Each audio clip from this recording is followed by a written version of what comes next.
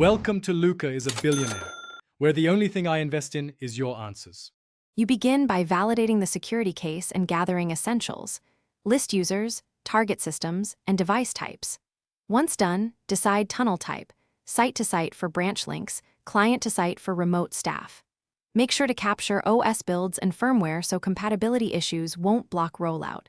Simultaneously request management approval and budget for licenses or appliances. You'll then pick a vendor and prepare an IP plan. This keeps address conflicts from derailing configuration later. You now build the core, deploy the gateway in the data center or cloud, and attach HA pairs if needed. Configure IP addressing, routes, and DNS so internal resources resolve through the tunnel. Decide split tunnel versus full tunnel based on data flow. Next, integrate authentication. Connect to Active Directory or Radius and enforce MFA. Install device certificates or posture agents for compliance checks.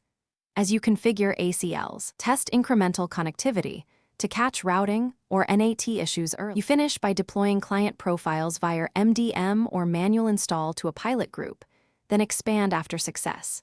Test access to critical apps, measure latency, and confirm encryption ciphers and session timeout behavior meet policy. Make sure device posture and MFA trigger correctly. If things go wrong, gather logs from gateway and client, run packet captures to spot routing or MTU issues, and verify certificate chains and time sync. These steps usually reveal the root cause quickly. Thanks for watching, and please subscribe. It's the best investment you'll ever make.